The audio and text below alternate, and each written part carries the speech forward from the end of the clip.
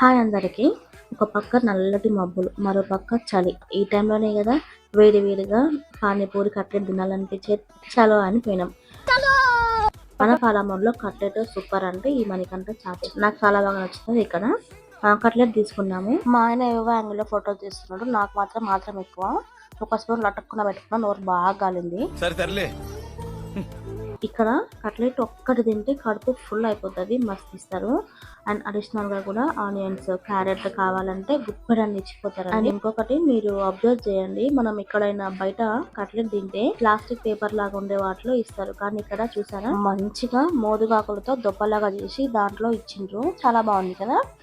ఇంకపోతే పానీపూరి సైజు అయితే వామో మస్తు పెద్దగా ఉంటుంది. అసలు నాకు తినడానికి రాలేదు.